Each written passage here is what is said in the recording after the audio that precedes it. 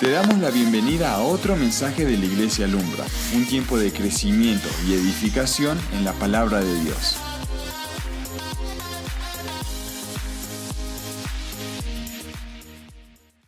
Buenos días, es siempre un gozo, un privilegio estar aquí. De verdad, gracias Pastor Rubén, su esposa, por la hospitalidad, por el gozo de poder compartir de la palabra del Señor con ustedes. Los que no me conocen, mi nombre es Eduardo, soy uno de los pastores de la iglesia Vida en su Palabra en Riohacha, La Guajira, y allá hace calor, siempre les digo, y aquí está haciendo un buen frío por el airecito, y bueno, disfrutamos de estar acá. La vez pasada mi esposa me acompañó, esta vez no pudo estar con nosotros, pero de verdad es un gozo el poder servirles el día de hoy. Así que vamos a orar, vamos a pedir al Señor que nos ayude al acercarnos a su palabra. Por favor, cierre sus ojos, incline su rostro. Dios del cielo, necesitamos del alimento de tu palabra. Necesitamos que nuestras vidas sean transformadas por lo que tienes para decirnos a nosotros en el día de hoy. Ayuda a que nuestras mentes estén concentradas en recibir tu consejo.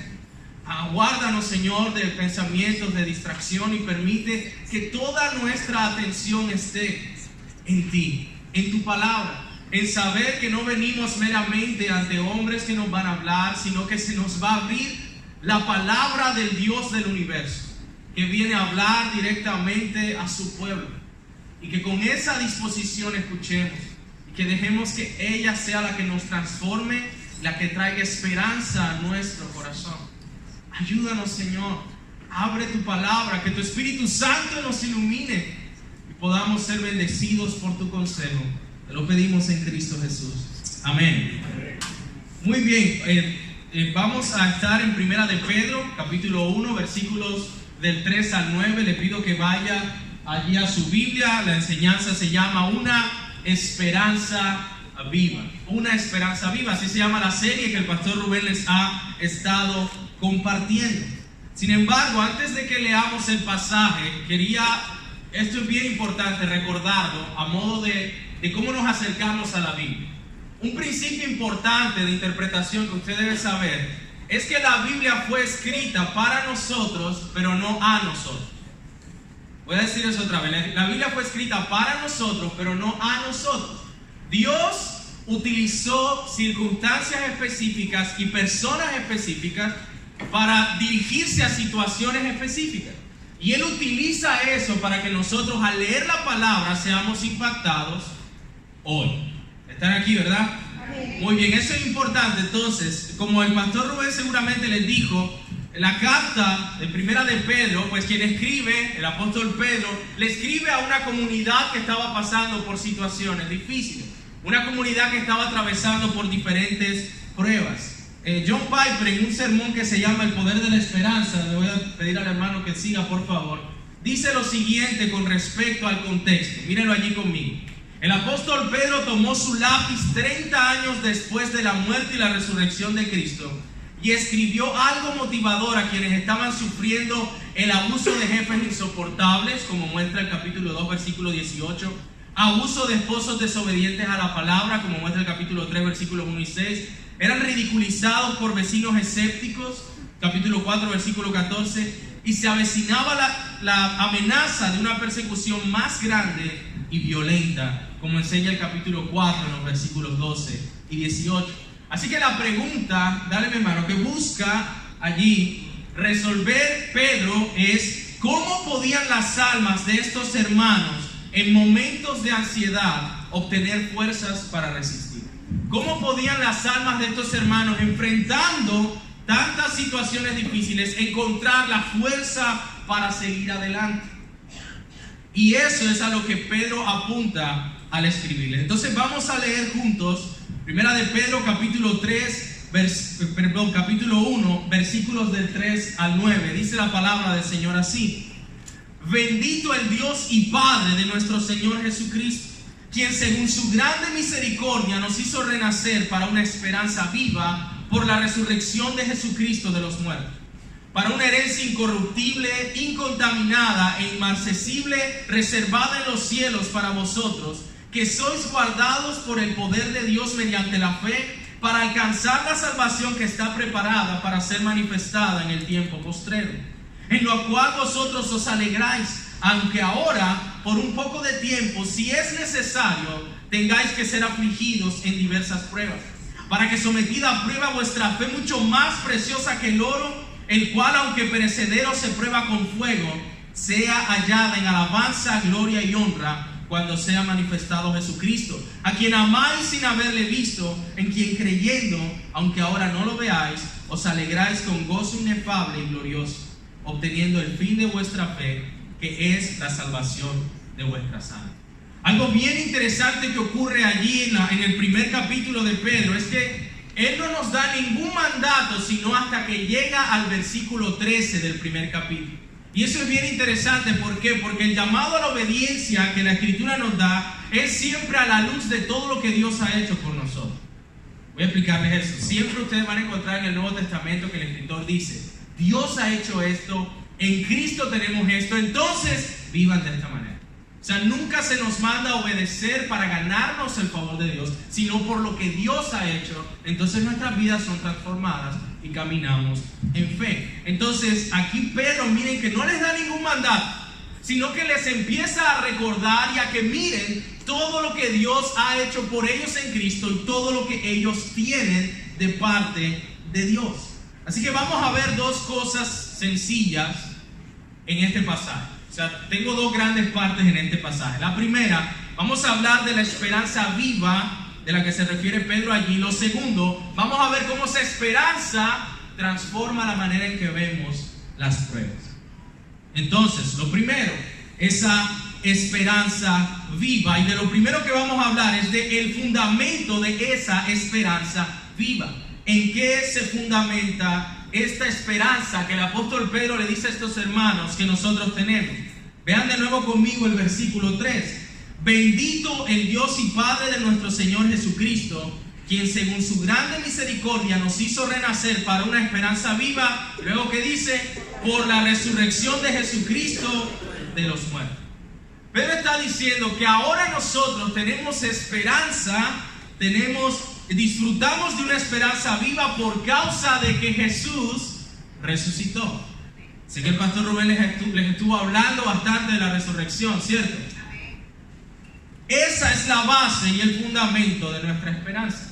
Es la que nos da un rayo de luz cuando estamos pasando por la situación que sea, por muy difícil que sea. La resurrección de Cristo garantiza nuestro futuro.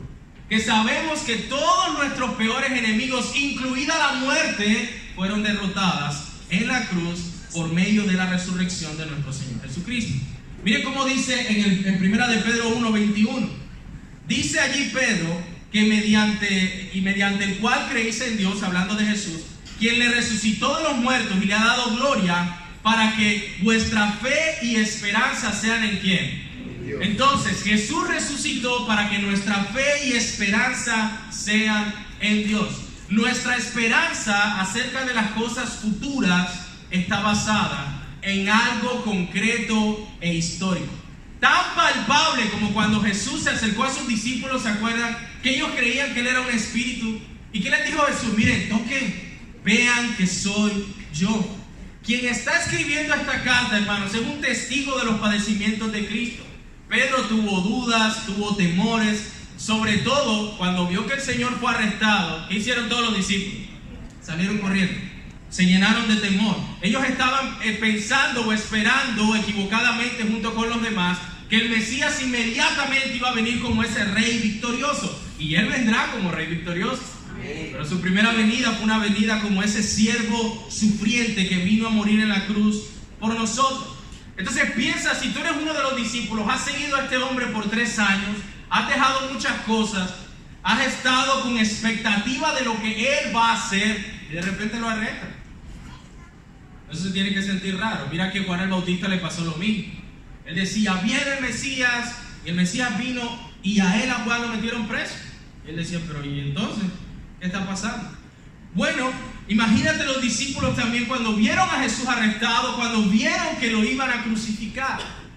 Recuerden que Pedro volvió a la pesca. Él dijo, no, para atrás me regreso a lo que yo hacía antes. Pero imagínense cómo tuvo que haber sido ese momento, cuando el Señor se acerca a donde ellos estaban y Él puede ver otra vez a su maestro de pie, hablándoles, vivo delante de Él. Eso cambió todo para los discípulos. Ellos se dieron cuenta entonces que su Señor está vivo. Y esa es la razón de nuestra esperanza. Y la predicación de los apóstoles precisamente tenía como eje central que Cristo vive. Miren conmigo lo que dice Hechos 2 del 23 al 24. Este es el primer sermón de Pedro. A mí me encanta ese sermón de Pedro porque Pedro, cuando Pedro negó al Señor 3 veces, ¿sabes quién le preguntaba? Oye, ¿y tú no andabas con ellos? Era una sierva como de 16 años, dicen los que saben. Él le tuvo miedo a una niña que le dijo, oye, tú no andabas con ellos. Pero aquí, después de ver al Señor resucitado, después de que el Espíritu Santo desciende, se para delante de todos y da esta poderosa predicación. Y Pedro tiene como punto principal esto que dice versículo 23 y 24 de Hechos 2. Este fue entregado por el determinado consejo y anticipado conocimiento de Dios. Lo prendisteis y lo matasteis por manos de inicuos, crucificándole. Pero luego dice, al cual Dios levantó, suelto los dolores de la muerte, por cuanto era imposible que él fuese retenido por ellos. Y dice en el versículo 32, a este Jesús resucitó Dios, de lo cual todos nosotros somos ¿qué? Testigos. Mira que lo que los movía a ellos a predicar, a avanzar, a no tenerle miedo a nada, ni a cárcel, ni a muerte, era que ellos sabían que su Señor está vivo. Ese era el motor de ellos. Y ese es el mensaje central de nuestra fe, hermanos. Que Cristo, por medio de su muerte y resurrección, ha derrotado al que tenía el imperio de la muerte, que ahora tenemos un futuro y una esperanza segura, porque nuestros enemigos han sido vencidos en la cruz. Yo no sé si a ustedes les ha pasado, pero a mí sí. A veces uno tiene momentos de duda. Bueno, ustedes han tenido momentos de duda, ¿verdad? Gracias a las manos que se levantaron, no me siento pecador yo solo. Muy bien. En esos momentos de duda uno piensa, bueno, pero ¿y qué es lo que me garantiza a mí que yo estoy haciendo lo que debo hacer? ¿Qué va a pasar después? ¿Cómo sé yo que, la famosa, ¿no? ¿Cómo sé yo que hay vida después de la muerte? La respuesta está allí, porque Cristo vive. Y como Él vive, nosotros vamos a vivir con Él. Amén. Esa es la esperanza que nosotros tenemos. ¿Cómo yo sé que un día voy a resucitar? Porque Jesús resucitó. Si Jesús no resucitó, hermano, no tenemos esperanza. O sea, no hay nada que hacer. Cuando vengan dudas a tu vida, temor, tu esperanza no debe basarse en tus sentimientos. Nuestra esperanza se basa en que tenemos un Salvador vivo, un Salvador resucitado. Porque tenemos un Cristo vivo, es que tenemos una esperanza viva. El Dios vivo y verdadero, el Padre de nuestro Señor Jesucristo, nos ha dado una esperanza porque Él resucitó. Él resucitó para que nosotros tengamos vida. Él resucitó inaugurando una nueva creación. Dice, si alguno está en Cristo, es una nueva criatura, una nueva creación. Así que el fundamento de esta esperanza viva que Pedro dice que ellos poseen por causa de Dios es que Cristo ha resucitado. Pero miren algo más bien interesante que Pedro dice. Él dice que nosotros hemos sido renacidos, dice el texto. Él nos hizo renacer para una esperanza viva. La fuente de esta esperanza es el nuevo nacimiento. La gloriosa esperanza viva es el resultado de la nueva vida que tenemos en Cristo. Dice también el pastor y autor John Piper, creo que lo puse ahí, ¿sí? Les recomiendo mucho sus libros y sus predicaciones. Él dice, el Dios misericordioso es el cirujano. Fue Él quien por su gracia y misericordia nos dio vida cuando estábamos muertos. Su santa palabra es el instrumento o el bisturí, una palabra viva y eficaz. El nuevo nacimiento es el trasplante en donde se nos pone un nuevo corazón. Es un resultado natural esperar en las promesas de Dios. En Juan 3:3, dale hermano por favor, Jesús le dijo estas palabras a Nicodemo. De cierto te digo que el que no naciere de nuevo no puede ni siquiera ver el reino de Dios. Entonces, ¿por qué le digo todo esto? Porque Pedro le dice a sus lectores, ustedes han nacido de nuevo para una esperanza viva. Y para que ustedes puedan ver esa esperanza es necesario que hayan nacido de nuevo. Eso es lo que les estoy tratando de comunicar. La Escritura enseña lo que le pasa a alguien cuando se encuentra con el Evangelio de Jesucristo. Su corazón es transformado. ¿Cómo sabes tú que eres creyente? ¿Cómo sabes tú que has nacido de nuevo? O porque los deseos y los afectos de tu corazón han sido transformados. El pecado que antes amabas, ahora lo aborreces. La santidad que antes no te interesaba, ahora tú la buscas. Porque has visto la gracia de Dios en el Evangelio. La naturaleza carnal, dice también Piper, es enemiga de Dios. Que es enemiga de Dios, es ciega a las realidades espirituales.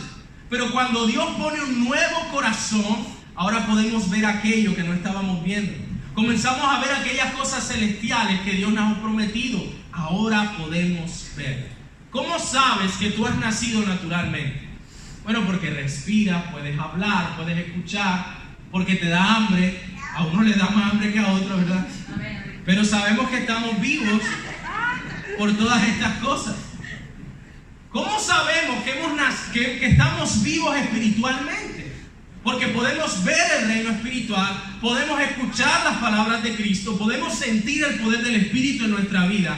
Hemos probado la bondad del Señor, tenemos una nueva esperanza y puedes gozarte en las realidades espirituales. Hermano, yo no sé ustedes, pero antes quizás de tu conversión, ¿cómo veías tú todo este tema de la iglesia y todo eso?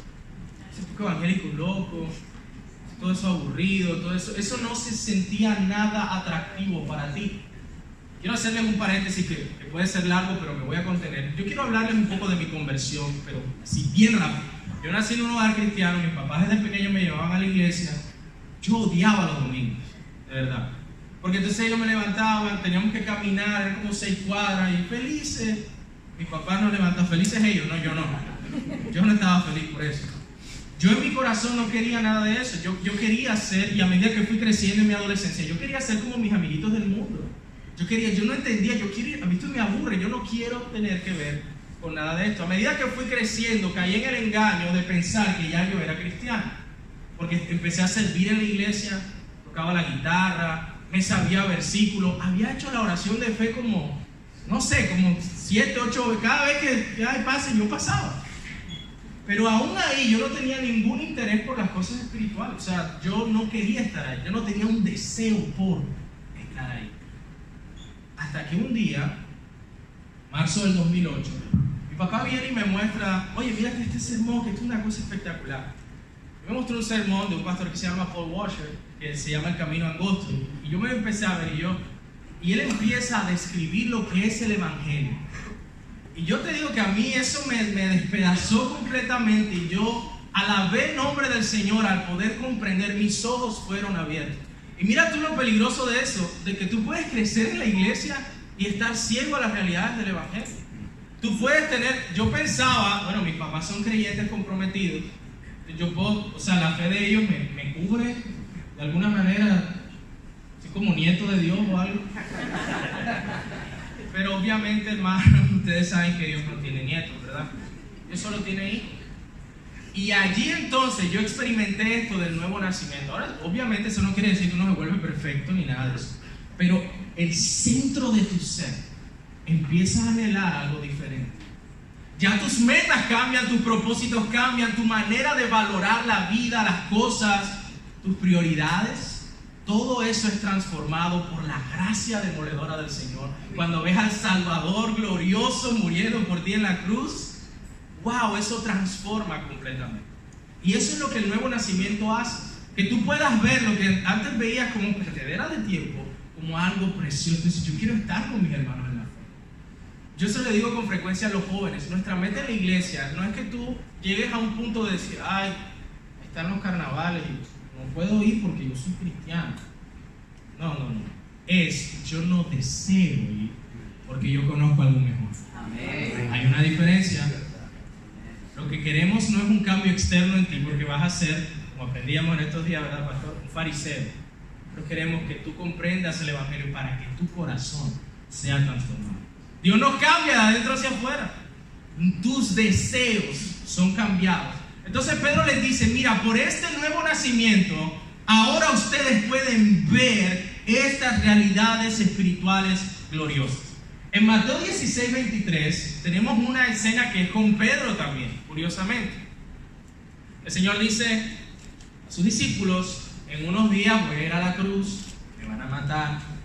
Pedro le dice: Señor, después de haber hecho tremenda confesión en el mismo capítulo, le dice: tú eres el Cristo, el Hijo del Dios viviente, le dijo Pedro. En ese mismo capítulo Pedro le dice: Señor, nada de esto te acontece. Y el Señor lo reprende de esta manera. Pero él, volviéndose, dijo a Pedro: quítate delante de mí, Satanás. Tremendo que uno lo reprenda así, ¿verdad? Quítate de Satanás. Quítate de delante de mí, Satanás. Me eres tropiezo. Y miren la razón por la cual es tropiezo.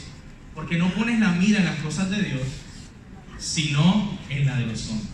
Miren que el regaño, sí, la reprensión, pues es otro nivel de regaño. Esa reprensión que da Jesús ahí, dice: solo pones la vista en las cosas de los hombres.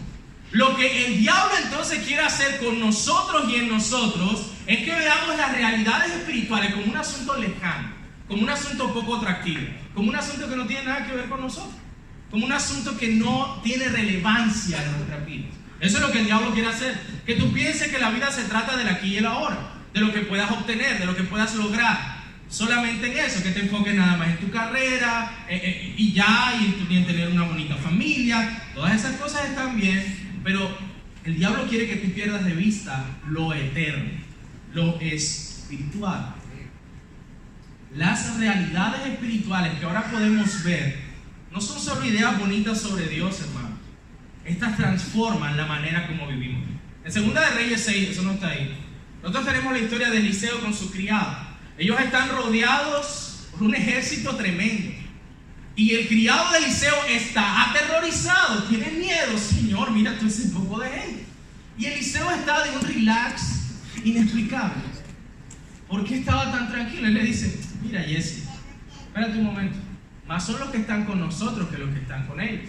Y luego le dice, él ora y le dice al Señor: Señor, abre los ojos de él para que él pueda ver. Y los ojos del criado se abren y él ve los ejércitos celestiales rodeando a Eliseo. Porque Eliseo podía ver las realidades espirituales, él estaba tranquilo aun cuando un ejército venía para encima. ¿Ustedes me están entendiendo eso? Cuando tus ojos son abiertos al hecho de que Dios tiene cuidado de ti, de que la realidad espiritual es que tú tienes una esperanza gloriosa, o aunque a tu alrededor esté pasando de todo, tú puedes estar con ese mismo relax de Eliseo. Bueno, no como si uno fuera loco, ¿no? De no saber que está enfrentando situaciones difíciles, sino que tú conoces por el nuevo nacimiento una realidad superior. ¿Me está entendiendo? A veces es realidad difícil, pero hay una realidad superior porque nuestro Dios tiene cuidado de nosotros. Tenemos estos ojos espirituales por el nuevo nacimiento y el resultado es paz en el corazón. Como se ha dicho por ahí, la paz no es la ausencia de problemas, sino la presencia de Cristo. Y si hemos nacido de nuevo, esto por supuesto nos habla de que ahora somos hijos. Somos hijos de Dios. Tenemos una esperanza viva. ¿Y cómo así una esperanza viva? ¿Qué sería lo opuesto a una esperanza viva? Una esperanza muerta, ¿verdad? ¿En qué sentido es esta esperanza viva? Es una confianza tan fuerte en Dios que produce cambios en nuestra manera de vivir. Si tú dices que tienes esperanza, pero esa esperanza no produce nada en tu vida, esa sería una esperanza como muerta. La esperanza cristiana es una certeza de que Dios va a obrar, que cuando Cristo venga recibiré todo lo que Él ha prometido. ¿Cuáles son algunas de las cosas que Él ha prometido? ¿Cuál es el contenido? Pedro no solo dice que tenemos una esperanza viva, que Dios nos ha hecho nacer de nuevo, que ahora podemos ver esa esperanza, sino que Él nos dice lo que esa esperanza contiene. Vamos a ver el contenido de nuestra esperanza. El texto dice que es una herencia gloriosa. Mira el versículo 4 conmigo, por favor.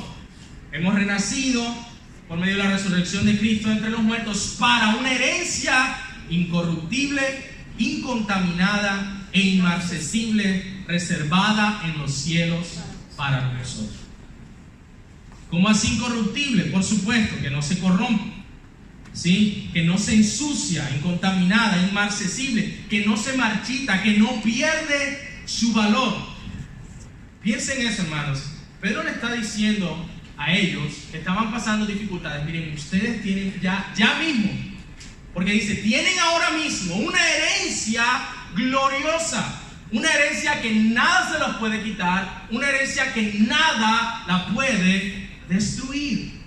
La herencia que Dios nos tiene preparada, dice ese texto, ya está lista. Dice que está donde esa herencia, reservada en los cielos para nosotros. Hermano, usted tiene una herencia, sépalo. Si está en Cristo, tiene una herencia. Dígame amén a eso. Emociónese conmigo, por favor. Piensa un momento en las situaciones de tu vida y cómo esto se hace bastante práctico. Piensa que estos hermanos estaban pasando situaciones muy difíciles. Vamos a imaginarnos eso. Imagínate que tú estás en tu trabajo con un jefe insoportable, difícil, que te está pidiendo que hagas algo que tú sabes que no debes hacer. Utilizan ese lenguaje de no sé, Rodríguez, pero es que tiene que colaborar. Siempre dicen colaborar, ¿verdad? Cuando se trata de un torcido por algo, no sé. Rodríguez, colabore. Usted sabe que si no colabora lo podemos echar, nos va a tocar bajarle el sueldo si usted no colabora, si no hace esto. Y él te está regañando, tú estás recibiendo todo eso. Estás ya, mejor dicho, cansado, agobiado, siempre lo mismo. Y está el jefe hablándote, ¿verdad? Y te está diciendo, mira esta situación. Y de repente tú sientes que el celular vibra. Y es un mensaje de WhatsApp. Y todavía el jefe te está diciendo, vamos a echarte, tú si no haces esto vas a tener problemas. Y tú abres tu celular, ves el mensaje de WhatsApp. Y yo veo un mensaje que dice, Eduardo, tu tío Alberto en Nueva York acaba de morir. Y te ha dejado $30,000 millones. O sea, imagínate que el jefe todavía esté hablando y yo recibo ese mensaje.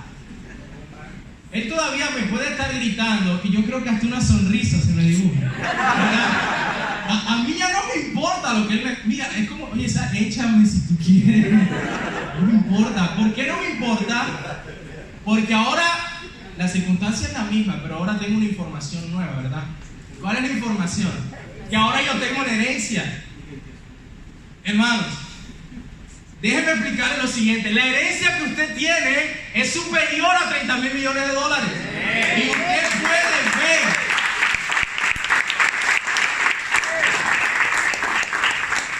Usted puede ver todas circunstancias de su vida con un lente diferente cuando entiende que usted tiene una herencia gloriosa, que nada ni nadie se la puede quitar, que es más valiosa que mucho dinero. Pero que eso lo pueda entender. Nuestra herencia es mejor, nada la corrompe. El mismo Jesús dijo, no se hagan tesoros en la tierra, ¿cierto que sí? Amén. Donde el orín y la polilla, ¿qué hacen? Rompen. Dice, háganse tesoros, ¿dónde? Usted en Cristo tiene una herencia gloriosa. Hermano, ya sea un esposo difícil, o un esposo incrédulo, un jefe difícil, niños jóvenes, un compañero de colegio que te molesta, al final tú puedes mantener tu gozo, porque a pesar que el desánimo pueda llegar, tú miras hacia adelante a la herencia que nada ni nadie te la puede quitar. Pedro le está diciendo a estos hermanos, mira, tenemos una esperanza viva y una herencia gloriosa. Pero también les dice que tienen un presente seguro. Mira el versículo 5 conmigo, por favor. Dice que sois guardados por el poder de Dios mediante la fe, para alcanzar la salvación que está preparada para ser manifestada en el tiempo posterior. Sabemos lo que Dios ha hecho con nosotros en el pasado. Cristo ha muerto, ha resucitado con gloria. Sabemos lo que vamos a ver en el futuro. Recibiremos completa la herencia gloriosa que Dios tiene para nosotros. Pero ¿qué hay del aquí y el ahora? Las tentaciones, el estrés, el cansancio, la persecución, todo lo que enfrentamos aquí. ¿Qué está haciendo Dios? Pedro nos dice, ¿sabe lo que está haciendo Dios? Él te está guardando por medio de su poder. La palabra que aparece allí para guardar a mí me encanta. Esa es una palabra que en griego es phoreo, que significa cuando un guardia estaba vigilando a su prisionero. ¿Ustedes recuerdan cómo el pastor Rubén al principio de la predicación dijo que Pedro estaba dormido con dos guardias? Sí, bueno, si no se acuerdan no importa, pero él dijo eso. Dice que Pedro estaba encadenado a eso, o sea, a donde Pedro iba, ¿qué pasaba? Tenía que cargar con dos guardias que constantemente lo estaban vigilando o guardando. El texto dice que el poder de Dios nos guarda de esa manera. Es la misma palabra que aparece en Filipenses 4 cuando dice que si tú estás ansioso, cuando Pablo dice no estés ansioso, presenta delante de Dios tu oración. Y la paz de Dios, que sobrepasa todo entendimiento, ¿qué va a hacer? Guardará vuestros corazones. Es esa misma palabra. La paz de Dios guardando el corazón, el poder de Dios guardándonos, dice el texto, mediante la fe. El poder que resucitó a Jesús de entre los muertos es el poder que ahora está a nuestra disposición para hacer frente a esta vida y a las dificultades de esta vida. Y el texto dice que somos guardados mediante la fe. Así que la fe es el canal, el medio, el instrumento. Es como un cable eléctrico que pegamos a la fuente que es Dios. El poder es de Él. Dice Pablo en la armadura que nosotros tenemos el escudo de ¿qué? De la fe, para apagar los dardos de fuego del maligno. Podemos apropiarnos del poder preservador de Dios por medio de la fe. Recuerden también otro episodio de Pedro, cuando Jesús le dice a Pedro: Pedro, Satanás ha pedido para zarandearte. Wow, ¿usted imagina que a uno le digan así: Señor, ¿cómo es así? ¿Por qué zarandearme a mí? ¿Qué hice? Y el Señor le dice lo siguiente, no le dice: mira Pedro, pero no, yo no voy a dejar que te zarandee. No, Pedro fue zarandeado. Pero Jesús le dijo lo siguiente: pero yo he rogado por ti, le dijo Jesús, yo he rogado por ti, Pedro, ¿para qué? Para que tu fe no falte. Pero yo he rogado por ti para que tu fe no falte. Entonces Pedro fue zarandeado, pero a diferencia de Judas, que traicionó al Señor y se ahorcó, Pedro traicionó en un sentido al Señor negándolo, pero su fe fue preservada. ¿Saben por qué? Hermanos, las oraciones de Jesús siempre son contestadas. Amén.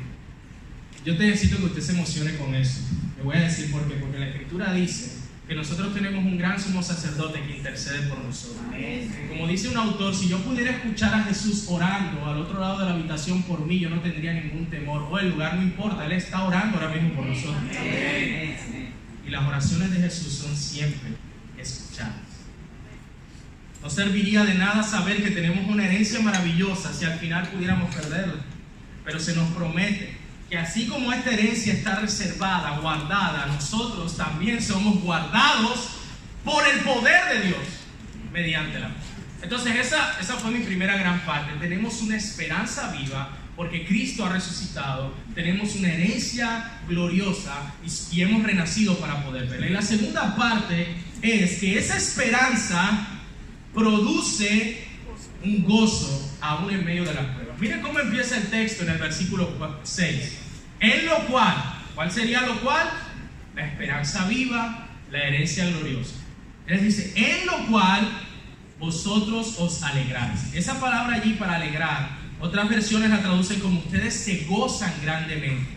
Aunque ahora, por un poco de tiempo, si es necesario, tengan que ser afligidos en diversas pruebas, para que sometida a prueba vuestra fe, mucho más preciosa que el oro, el cual, aunque perecedero, se prueba con fuego, sea hallada en alabanza, gloria y honra cuando sea manifestado Jesucristo. Vamos a mirar esto que dice nuestro texto, que es realmente asombroso. Él no presenta una aparente contradicción. Pedro dice: en lo cual ustedes se alegran. Dale, mi hermano, por favor. La palabra que aparece allí para alegrar es estar extremadamente gozoso. Eso es completamente opuesto a lo que es natural en nosotros. Nosotros no nos alegramos. ¿Quién se alegra cuando está en dificultad? Nadie. Si alguien se alegra en la dificultad como tal, está loco. ¿Cierto? Eso no es un comportamiento normal. 2 veces aparece esta palabra en nuestro texto. Pedro quiere resaltar cómo las verdades gloriosas de ser nacidos de nuevo, de tener esa esperanza, esa herencia, producen en estos hermanos un gozo enorme. Miren lo que dice el pastor y autor John MacArthur.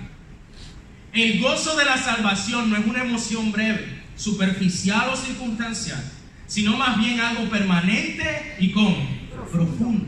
La simple felicidad viene de acontecimientos positivos externos, pero el gozo de la salvación resulta de la confianza profundamente arraigada de que se posee vida eterna de parte del Dios vivo mediante el Cristo crucificado y resucitado, gozo que será completado en la gloria del cielo. Pedro dice: ustedes saben que tienen esa esperanza y esa herencia. Ahora ustedes se pueden alegrar. Se pueden alegrar no en las pruebas, sino en la esperanza. Se pueden alegrar aunque ahora estén pasando por pruebas. Y esto me lleva a hablarles, por supuesto, hermanos, de la realidad de las pruebas. usted se ha dado cuenta en el transcurso de su vida que todos nosotros sufrimos aflicciones y dificultades. ¿Alguno de ustedes tiene o ha tenido aflicciones, dificultades? Si los demás me están diciendo mentiras. Todos nosotros atravesamos por pruebas.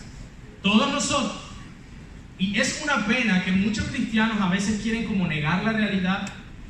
Usted se ha encontrado con personas así. Ay, me quiere dar gripa. No digas eso. No lo declares. No lo declares porque se va a dar.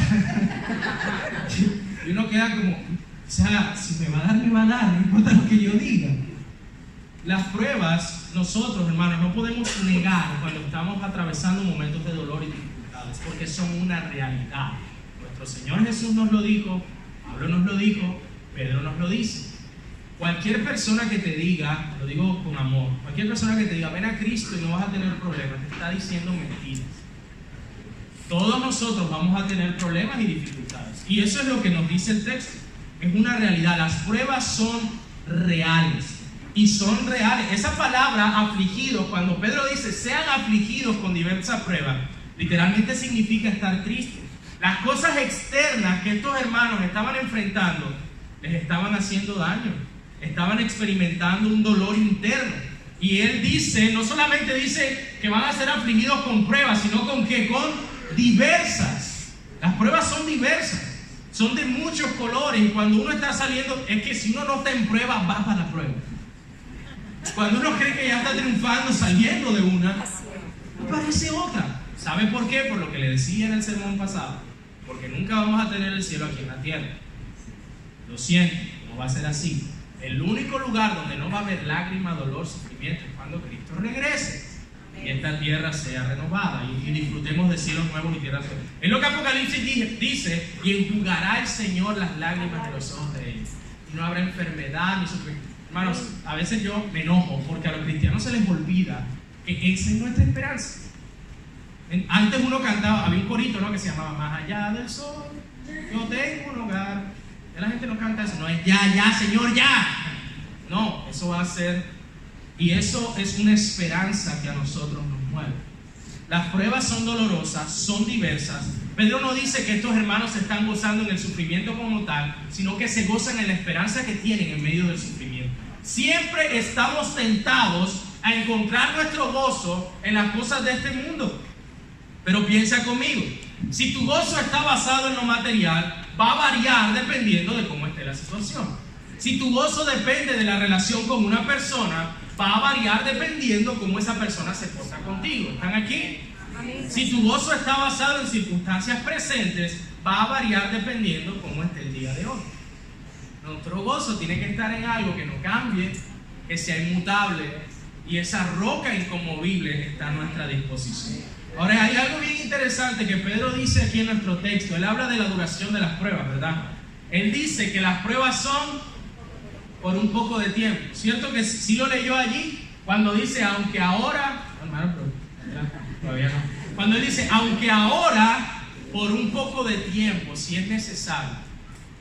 A pesar de eso, dice Pedro, esas pruebas son por un poco de tiempo. Entonces tú puedes decir, pero pastor, dile eso a alguien con cáncer, que lleva 10 años sufriendo una terrible enfermedad. Dígale eso a alguien que perdió su trabajo, tiene años sin poder conseguir. Dile eso a alguien que ha tenido un matrimonio difícil durante tanto tiempo. ¿Cómo que por un poco de tiempo, pastor? Si esto con lo que yo estoy luchando tiene rato, eso no suena a un poco de tiempo para mí. ¿Cómo por un poco de tiempo, hermanos? Las pruebas humanamente hablando pueden verse largas. Pareces estar nadando en una aflicción profunda sin poder ver la orilla. Porque mientras experimentas el dolor, el tiempo pasa más lento. Yo no sé, ustedes cuando no se dan cuenta que cuando uno hace algo agradable, el tiempo vuela. ¿Cierto que sí?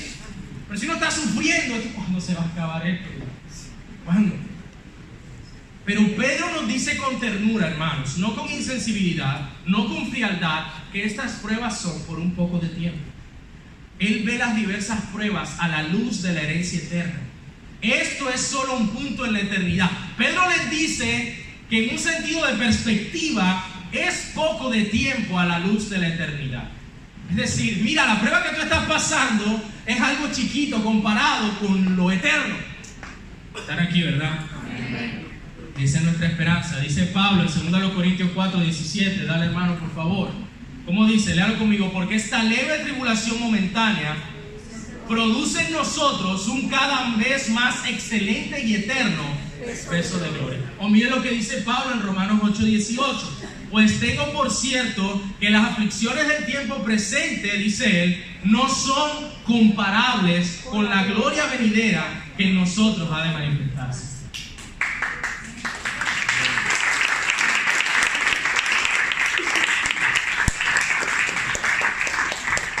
Hermanos, Pablo sufrió muchísimo.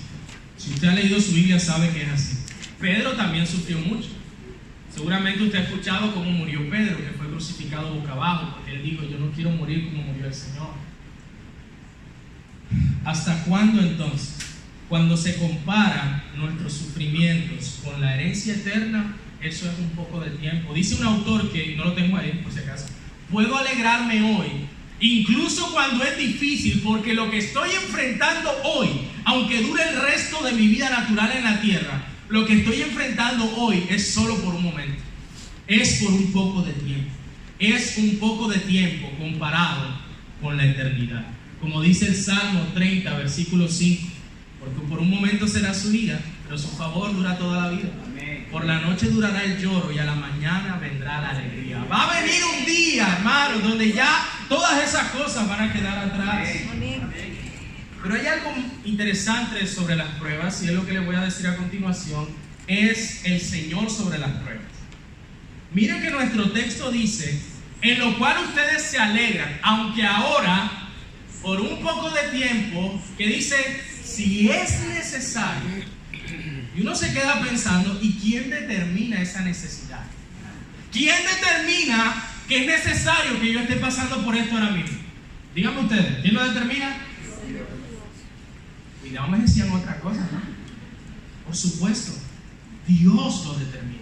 El mismo Pedro dice en 1 de Pedro 3:17, no lo puse, entonces eché para atrás. Porque es mejor que padezcan haciendo el bien, si la voluntad de Dios así lo quiere, que haciendo el mal. Ahora, muchos cristianos luchan con esta doctrina. ¿Por qué? Porque tú piensas, mira, yo soy papá y yo no quiero que a mi hijo nada malo le pase, ¿verdad? Hermanos, en la semana pasada otra vez llevé a la niña a vacunar de los 4 meses. Y siempre mi esposa y yo terminamos llorando más que ella. Uno no quiere que les pase nada malo. Uno sabe que es por su bien y todo, pero no me la pisa. Ay, pobrecita. Entonces nosotros decimos, bueno, pero si así soy yo con mi hijo, ¿cómo Dios me va a mandar algo incómodo o que me moleste? Hermanos, Dios no es como nosotros en un sentido, y con eso no me refiero a que sea más malo que nosotros, sino que Él siempre tiene un plan que va mucho más allá de lo que nosotros podemos entender en el momento. Tú puedes pensar y preguntarme estas preguntas que son difíciles, valga la redundancia. Pastor, ¿tú me estás diciendo que fue Dios el que orquestó mi divorcio? ¿Tú me estás diciendo que fue Dios el que orquestó esa enfermedad terminal? ¿Tú me estás diciendo que esa es la voluntad de Dios? No hay una respuesta fácil para eso. Hay un sí y hay un no. Hay un no en que no se trata de que Dios apruebe el pecado de tu esposo o de tu esposa. No se trata de que Dios aprueba los gobiernos que oprimen a las personas. No se trata de que Dios se complace cuando te ve experimentar dolor y Él no se goza cuando ve a su hijo llorar. Dios es un Padre amoroso. Él no se goza ni se complace en ese sufrimiento. No es la voluntad de Dios en el sentido de que Él no se deleita. Pero hay un sentido en que sí es la voluntad de Dios. Se trata de que es su voluntad en que, así como un padre debe disciplinar a su hijo para prepararlo para la vida en este mundo, Dios nos trata para prepararnos para la eternidad. Dios es el que dice que lo que tú y yo estamos viviendo es necesario. Piensa conmigo en lo siguiente. Piensa en lo que hizo Jesús. Dios ama a su hijo, ¿verdad? Él dice, este es mi hijo amado, en el que tengo complacencia. ¿Y qué le hizo Él a su hijo? Porque tú sabes que sí, a Él lo mataron los romanos por causa de Herodes, por causa de los judíos. Pero como dice Pedro en Hechos 2, eso pasó por el determinado consejo de Dios. Dice Isaías 53, hablando de Dios, a Él le plació quebrantar. Piensen eso. Piensa en cómo Abraham llevó a Isaac para ser sacrificado y eso no pasó. Tú dirás, wow, qué bonita historia, un cordero, pero luego vino el cordero verdadero y a ese su padre sí le infligió un dolor indescriptible. Tanto que él dijo allí, Señor, ¿por qué me has abandonado? ¿Y por qué lo hizo? ¿Por qué Dios permitió ese sufrimiento en su hijo? Para que luego fuera exaltado hasta lo sumo y para que tuviera un pueblo de toda tribu, lengua y nación.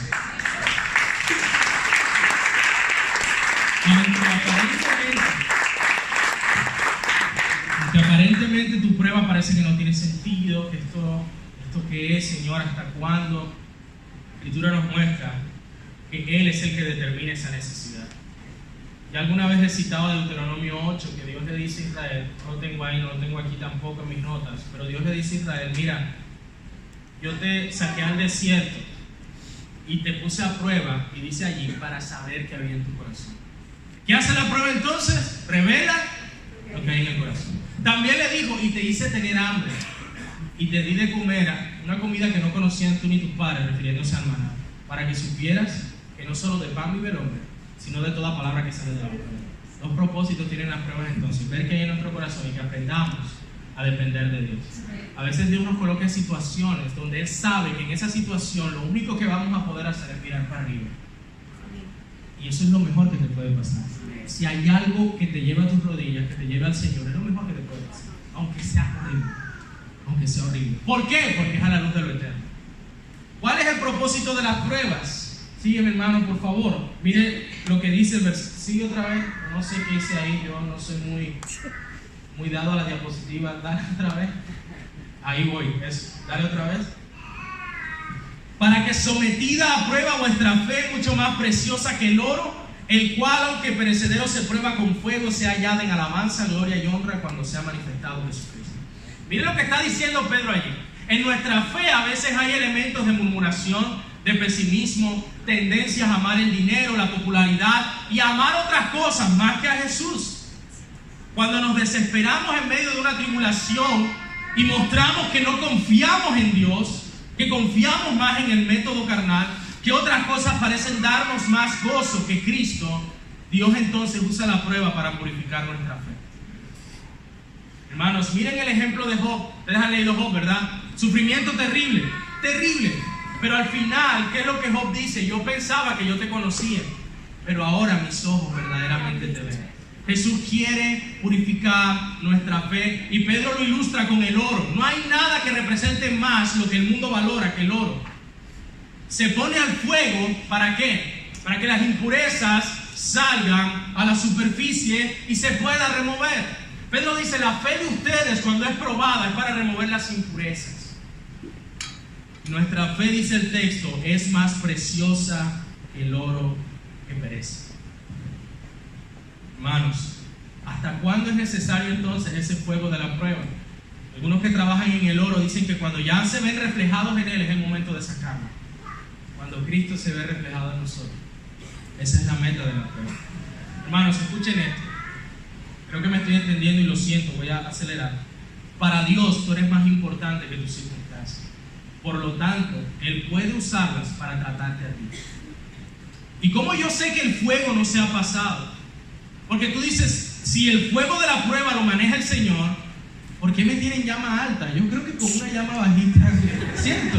Yo hubiera aprendido la lección, pero el Señor me tiene el fogón firme.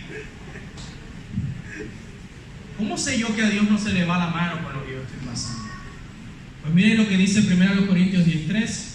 No nos ha sobrevenido ninguna tentación o prueba que no sea humana. Fiel es Dios, no nos dejará ser tentados o probados más de lo que podemos resistir, sino que dará también juntamente con la tentación la salida para que puedan soportar. Se trata, hermanos, de confiar en Él. Se trata de confiar en Él. ¿Quién tiene la mano en el medidor de la temperatura?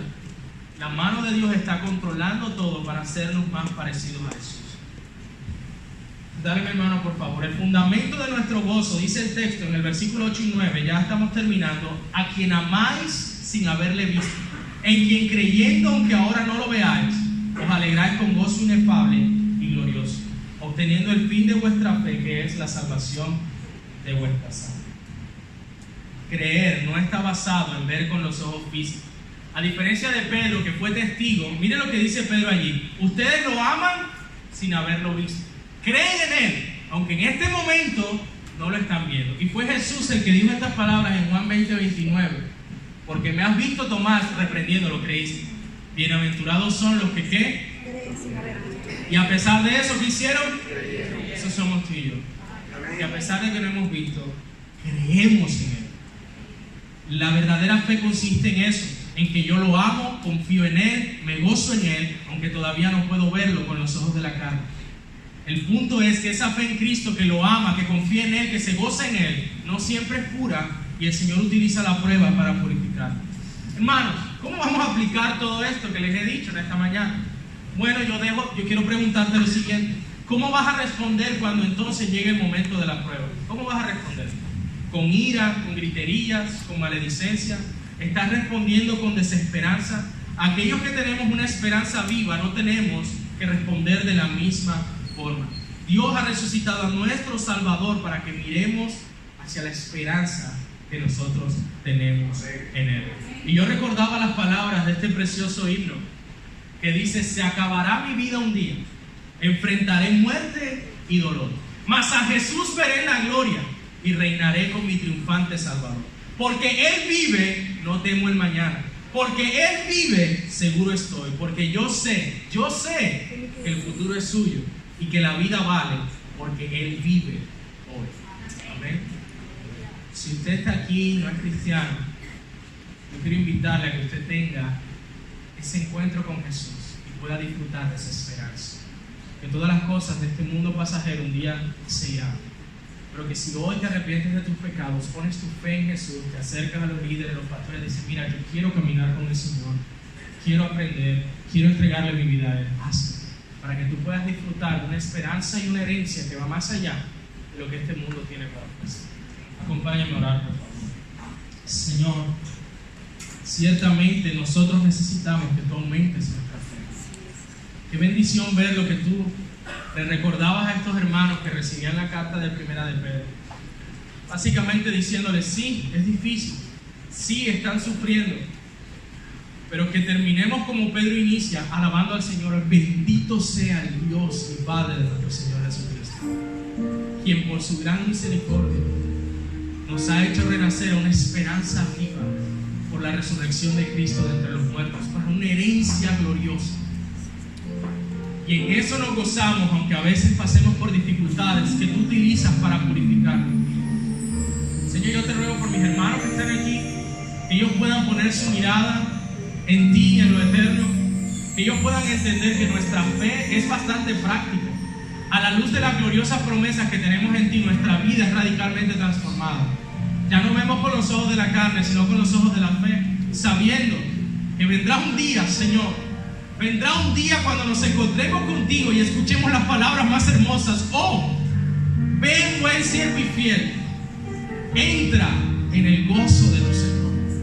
Hacia ese gozo cada uno de los que ha puesto su fe en Jesús se dirige.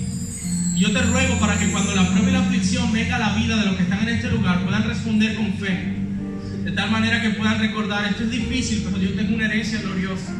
Esto es difícil, pero yo tengo un Salvador vivo que intercede por mí. Esto es difícil, pero Dios lo está usando para purificarlo. Y aunque dure toda la vida esta prueba, tú eres, Señor, digno de alabanza, gloria y honor. Y aunque dure toda la vida esta prueba, será por un poco de tiempo, a la luz de las moradas eternas que tienes para nosotros. Gracias, Señor, por tu palabra. Aumenta cada día nuestra fe. Lo pedimos en Cristo.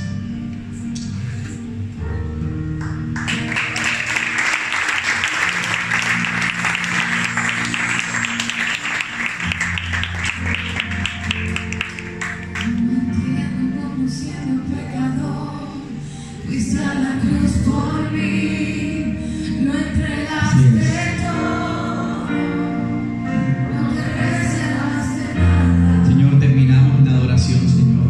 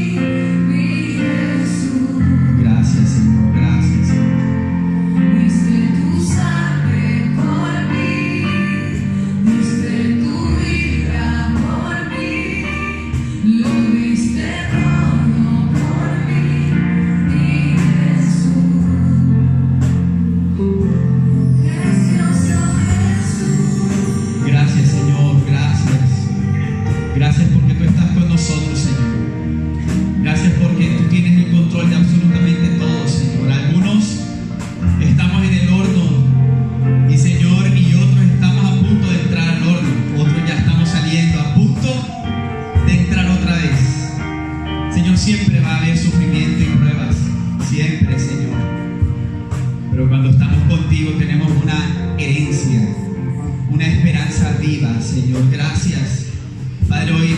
Hoy te decimos, Señor, en el nombre de Jesús, que nuestra esperanza va a estar anclada, Señor, a lo que tú dices, a lo que tú nos enseñaste hoy por medio del pastor Eduardo y de tu palabra, Señor.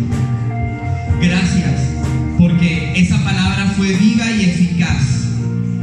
Entender, Señor, que necesitamos de un nuevo nacimiento, un corazón nuevo, Señor, para poder entender estas realidades espirituales.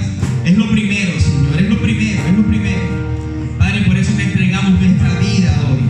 Te la entregamos, Señor, y empieza a abrir los ojos que hoy están vendados por causa de Satanás. Empieza a abrir, Señor, esos corazones que hoy están duros, y empieza a cambiar, como muy bien dice Ezequiel, en corazones de carne, Señor, que te sientan y que perciban las realidades espirituales, Señor.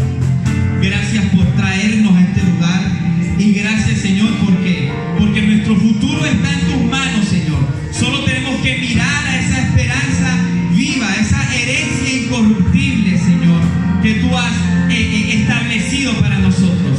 Y gracias porque en medio de las pruebas del presente, tú estás haciendo algo en nuestra vida. Tú te estás manifestando, y todo sé que todo va a hacer que nosotros te adoremos y darte gloria, Señor.